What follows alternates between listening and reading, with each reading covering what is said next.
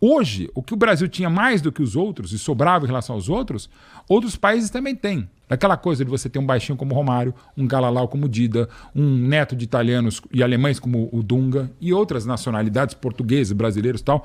Aquela miscigenação ética, racial, multirracial do Brasil, você tem hoje na França, você tem na Bélgica, você tem mais na Inglaterra cada vez mais, você tem na Alemanha, na Itália. Então assim, e na França nem se diga. Já que a gente mencionou aqui o Ancelotti... Tá, o Ancelotti. Assim, que tu... Bom, primeiro, suponho que tu gostou da escolha. Pra cacete. Segundo, que assim, o Ancelotti, ele tem um desafio fudido aí. E assim... Carleto, pronto. O Carleto. Tem também ali uma puta esperança dos brasileiros, né, sobre a Copa do ano que vem. Uhum. E, porra, e é muito foda porque, assim, é um puta desafio em vários sentidos, né? Primeiro que, pô, me sinto até inteligente quando eu falo isso, que a gente nunca teve um treinador estrangeiro numa seleção campeão do mundo, sim, né? E a gente também... E aí a gente tem também o desafio que é o cara chegar na época em que chegou com toda a esperança do brasileiro em ser hexa com Carleto. Depois de 24 anos. E depois de todo esse tempo aí. Vamos lá. Me dá uma orelhada aí sobre o que tu sente do Carleto, do Ancelotti. Bom, eu sou... eu confesso que quando ele estava no Milan e campeão da Europa em 3 e campeão em 7,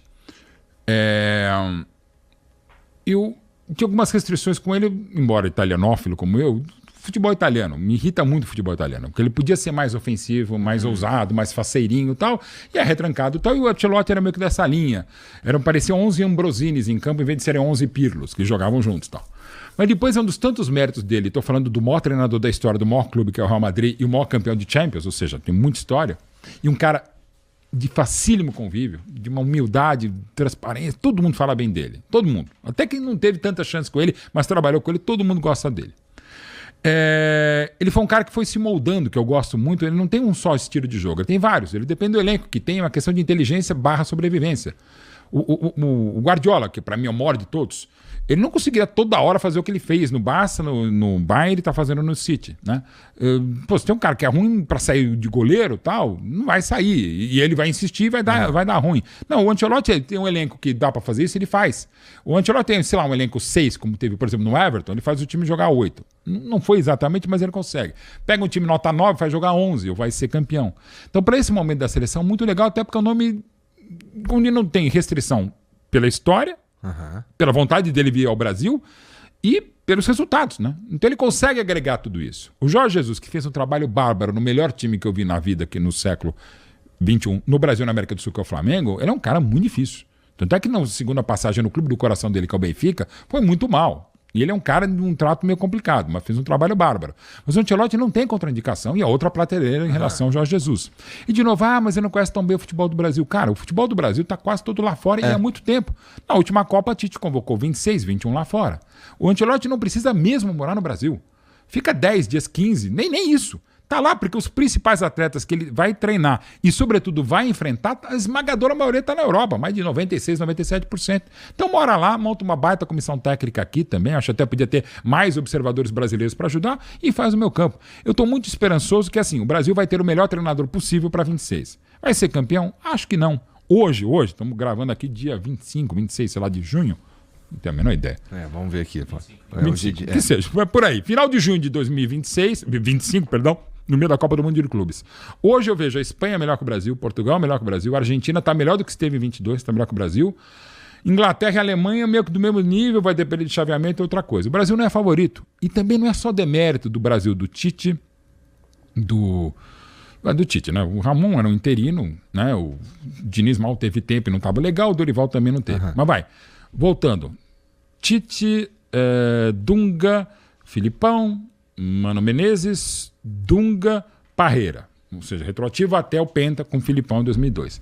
Nesse período, Igor, a Itália 6, Espanha 10, Alemanha 14, França 18, Argentina 22. Desde a primeira Copa lá em 30, nunca houve um rodízio de campeões completo como a gente tem. O último campeão repetitivo desses todos aqui é a França de 98, tá? O Brasil 2002, dos que ganharam depois de 2002. Ou seja, nunca teve tantos campeões diferentes, ou seja, nunca teve tanta gente capaz de ser campeã. E não é aquela prepotência brasileira de que ganhamos 5 Copas e perdemos 17. Embora seja o único time que foi às 23, contando já do ano que vem, o maior campeão, a gente tem essa arrogância que a gente diz que é dos argentinos, de que nós ganhamos 5 e perdemos 17. E algo pior que a arrogância, que para mim é burrice, dizer que não, o futebol brasileiro não é esse, ele ganhou 5 e perdeu 17. Ou seja, a gente mais perdeu do que ganhou. Cara, isso é inacreditável no futebol e no esporte.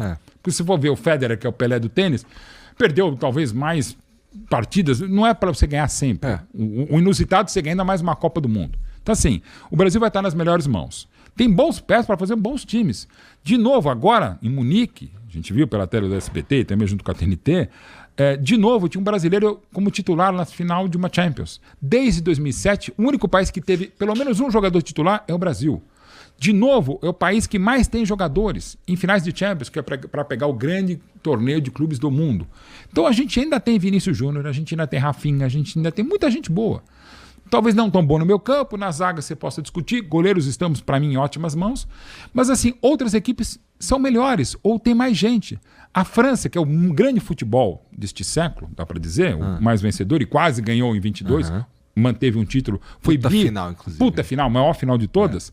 A França, se você pegar as Franças de 18, com 23 ainda convocados, e 22 no Catar com 26, a França tinha, eu não vou lembrar o número, mas é por aí, em 18, quando ela é campeã, 16 dos 23 jogadores. E em 22, quando ela é vice-campeã, tipo 15 ou 16 dos 26, até um pouquinho mais talvez, mas é por aí, jogadores cujos nascidos fora da França, ou com os pais nascidos fora da França, África, Caribe e outros países, tipo Suíça ou Itália, Espanha.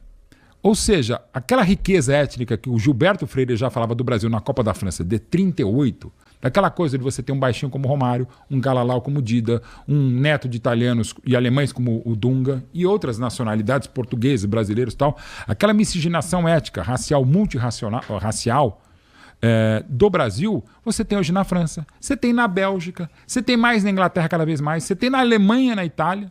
Então assim, e na França nem se diga. Então assim, hoje, o que o Brasil tinha mais do que os outros e sobrava em relação aos outros países também têm.